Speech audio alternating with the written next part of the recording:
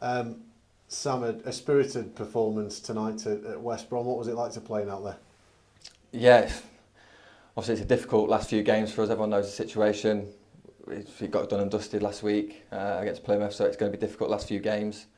But we went out there and we showed we're still fighting, putting, like I say, an encouraging performance. How important was it after the performance and the way that you went down last Friday that you showed something tonight, both as a group of players and for the supporters as well? Yeah, like you say, it's not only for us and for our own sanity and our own little group that we've got. We've been trying hard all season, but more for the fans. We don't want it to be perceived from the outside that we've given up or whatever, or we're going down without a fight. You know what I mean? We've got some spirited lads in there. We've just come up short this season, unfortunately.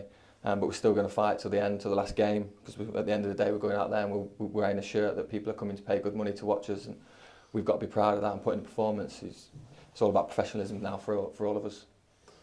Talk us through the penalty decision then from a player's perspective on there, because for all of us, we just couldn't believe the decision that had been given.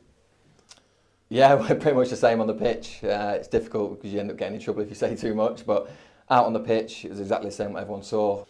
Did it galvanise you at half time? Because certainly for the first 15-20 minutes of the second half, you came out, you created some chances, and potentially in there you might have nicked a goal. Yeah, I think so. I think the gaffer did really well at half time because obviously the emotions were high. There was a lot of shouting and frustration in the changing room, but the gaffer came in and calmed us all down and just said leave it to him to talk to the fourth official and the referee. We all need to stick together. We need to keep 11 men on the pitch and keep fighting for each other. And we just said just try and win the second half, and we went out there, tried to forget about it as much as you can. We put in a spirit performance in the second half, and like I say, we're just unfortunate not to get a goal at the end of it. How important is it that you continue to show those levels and maybe even more in these last 4 games to finish the season in a good way? Yeah, we're not just going to roll over. I think everyone's a professional and playing at this level for a reason. We're all competitive. If we play darts at the training ground, everyone's competitive. You want to win. Everyone's just going to go out there and keep fighting. Everyone wants to be starting. I certainly want to play every game from now until the end of the season, so I want to try and keep my place.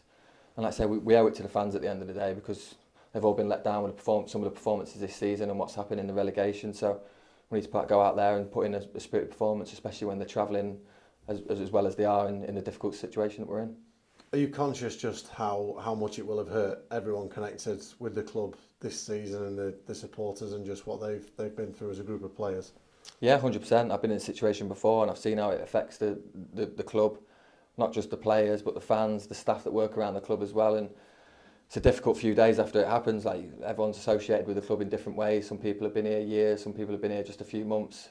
But you can feel that, especially around the training ground. We've got a lot of people that have worked at the club for a long time, and you do almost feel a little bit embarrassed and you feel like you've let them down when you're walking around the training ground, because at the end of the day it's the players that are out there and performing, and we've not done enough this season to stay up, and at the end of the day the table doesn't lie. We're there for a reason and we've not been good enough, and we have to hold our hands up for that and take responsibility. How much would you like to be part of the next phase for Rotherham United and help it try and get back to this level? Yeah, I've said that I haven't got a contract next season. I only signed a year deal. I don't think the club is speaking to any players at the minute regarding next year. Like I say, I'm open to play. I've enjoyed playing under the manager. I wish it had gone a different way, obviously, and stayed up, but it's going to be an interesting summer. It depends. It's got to be both ways. The club have got to be interested, and like I say, I'm happy playing for the club and playing for the manager, so we'll just see what happens in the summer. Do you still feel that you've got plenty of time left in your career, that you've still got plenty that you'd like to do and achieve and give and all that kind of stuff? Yeah, I've always said it doesn't matter what level I'll play until someone tells me I can't play no more. I think when you look at Peltz out there at 38 still running around and doing really well, it gives me encouragement. I can go for a few more years, so now I'll keep going. I've worked my way up and I'll play at any level and keep grinding.